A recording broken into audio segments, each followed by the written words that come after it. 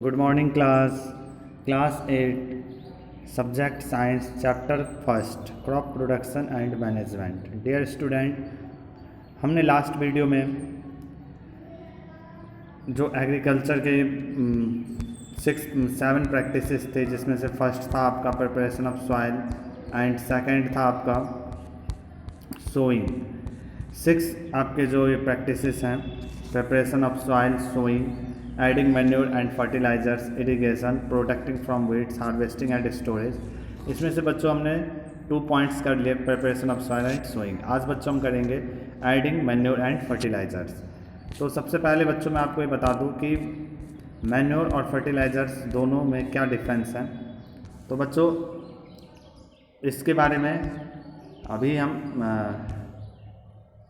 समझते हैं। देखो, मैन्योर होता है बच्चों आपका ऐसा सब्सटेंस जो कि फार्मर्स के द्वारा घरों में ही या फिर अपने आसपास बना लिए जाते हैं। जैसे कि मान लीजिए कोई वेस्टेज पदार्थ है, वेस्टेज मटेरियल है, एनिमल्स का वेस्ट हो गया या फिर वुमेंस के वेस्ट हो गए या सड़े गले कोई सब्सटेंस हो गए, तो ये मैन्योर में आता है, जिसको कि हम खेतों में छिड़क देते हैं, ताकि इनमें जो भी नाइट्रोजन फॉस्फोरस होते हैं ये उनकी फर्टिलिटी रेट को बढ़ा देती है।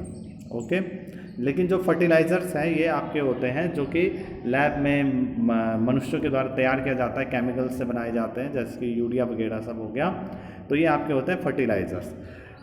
एक तरीके से फर्टिलाइज़र जो है वे हानिकारक भी है, इसके बहुत सारे बैड इफ़ेक्ट भी हैं, क्योंकि ये मनुष्यों को मतलब केमिकल सब्जियों में डालना या फिर खेतों में डालने से जहाँ एक तरीके से बहुत टाइप के पॉल्यूशन होते हैं, वहीं इनसे अच्छे फसल या अच्छे उत्पाद नहीं प्राप्त हो सकते। इसी प्रकार मैन्योर जो होते हैं ये एक तरीके से नेचुरल प्रोसेस है, जिसमें कोई तरह के नुकसान नहीं होते।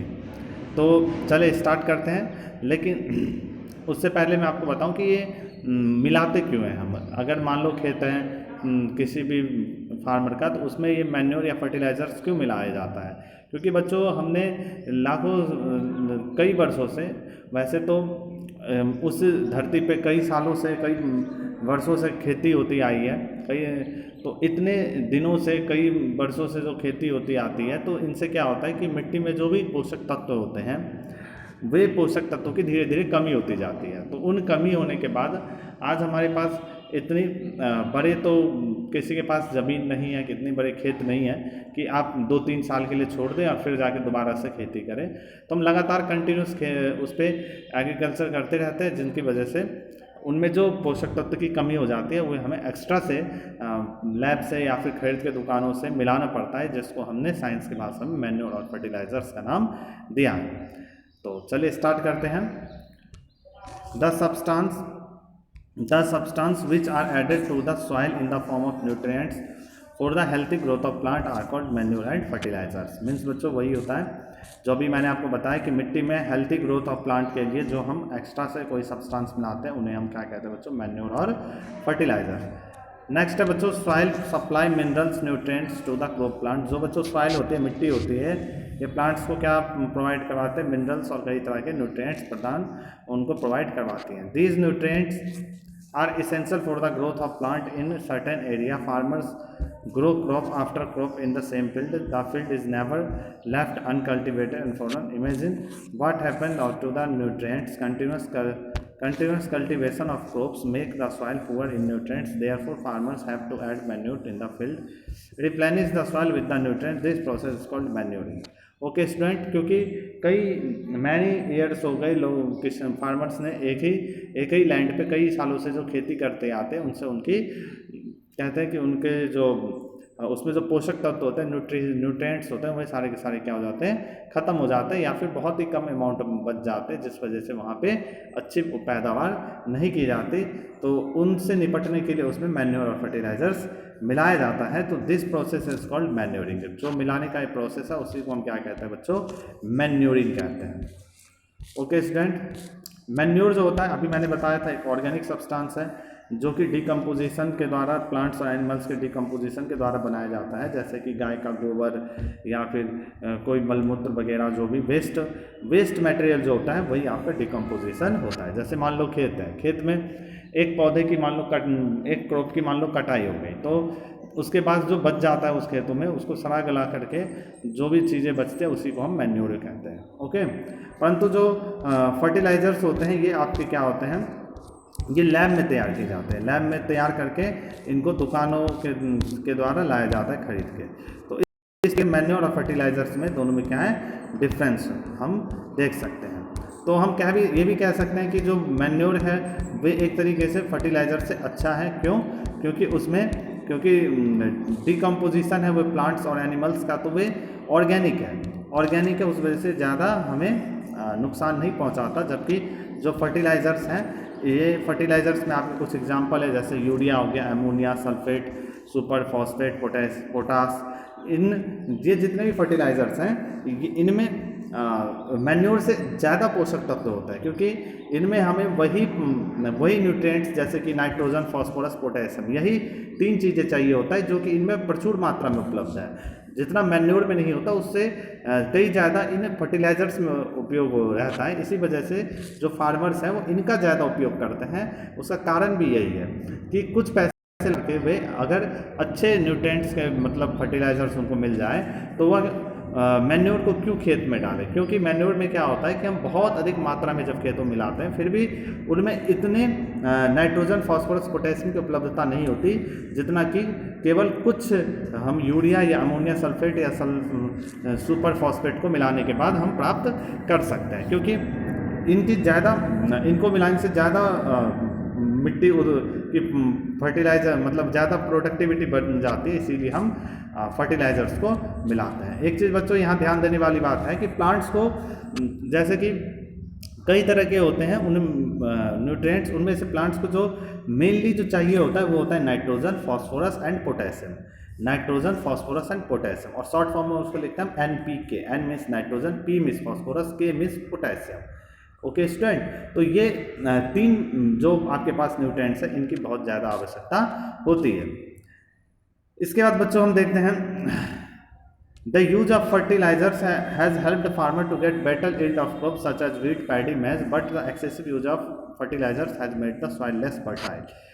अभी जैसे कि बच्चों मैंने आपको बताया कि जहां फर्टिलाइजर्स किसानों को मदद करते हैं अच्छे क्रॉप्स की पैदावार के लिए, जैसे कि गेहूं, धान, मक्का, इन सब के उत्पादन के लिए, वहीं अत्यधिक मात्रा में यदि हम फर्टिलाइजर्स का उपयोग कर ले तो ये हमारे लिए नुकसानदायक भी है। इससे मिट्टी की, हमारी सॉइल की जो फर्टाइल रेट है वो बहुत ही घट जाती है और ये बहुत ही नुकसानदायक भी होता है अगर हम ज़्यादातर मात्रा में अगर फर्टिलाइजर्स का उपयोग करके क्रॉप का प्रोडक्शन करते हैं। तो जहाँ ये सॉइल को फर्टाइल कर दे, फर्टिलिटी रेट कम कर देती है, वहीं पे उसके द्वारा उत्पादित जो भी हमारे प्रोडक्ट हो जाते हैं वे भी बहुत ज़्यादा हार्मफुल होते हैं।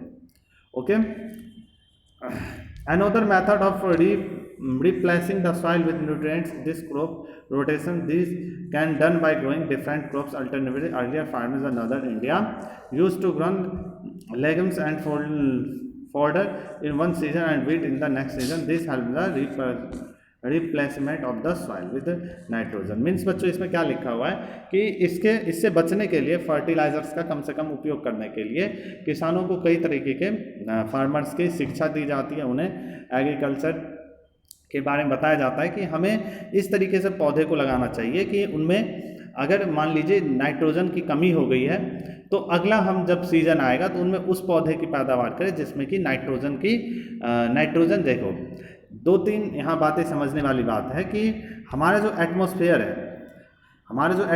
है, मान लीजिए हमारा एटमॉस्फेयर है, इसमें सबसे ज़्यादा अमाउंट में कौन सी गैस मौजूद होता है? तो बच्चों सबसे ज़्यादा अमाउंट में होता है नाइट्रोजन, लगभग 78% होता है। और इसके बाद आपका होता है ऑक्सीजन जो कि हमारा 21% होता है। और ये 2 मेजर गैस है, बाकी होते हैं वो बहुत ही माइनर अमाउंट में होते हैं। तो यहाँ हम देखते हैं कि नाइट्रोजन की एटमॉस्फेयर में बहुत ही ज़्यादा परसेंटेज है। तो क्यों ना हम यहीं से नाइट्रोजन को डायरेक्ट ज़मीन में मिलाएं, तो हमारे लिए क्या होगा कि एक्स्ट्रा फर्टिलाइजर्स मिलाने की आवश्यकता नहीं होगी। परंतु प्लांट्स क्या करते हैं, जो कि हमारे एटमॉस्फेयर में नाइट्रोजन मिलता है इसको डायरेक्ट नहीं ले सकते। तो हमें ऐसे प्लांट्स लगाने चाहिए जो कि इन नाइट्रोजन का कंसंट्रेशन सॉइल में, जो कि हमारा ग्राउंड है, इनमें उनकी जो भी नाइट्रोजन की अमाउंट है उनको वे बढ़ा सके, वे रिच कर सके, उनको नाइट्रोजन या इन सब को बढ़ा सके। तो जैसे कि हम देखते हैं कि कभी कभार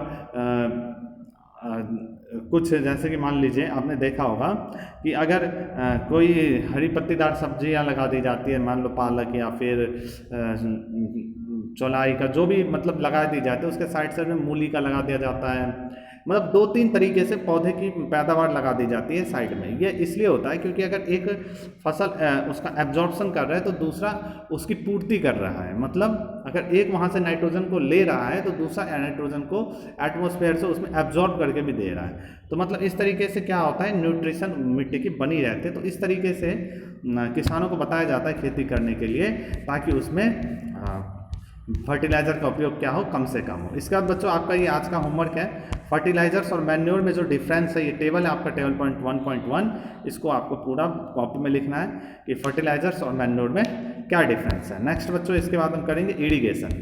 तो आज के वीडियो में इतना ही, आपको इसको घर पे पढ़ना है। Okay student.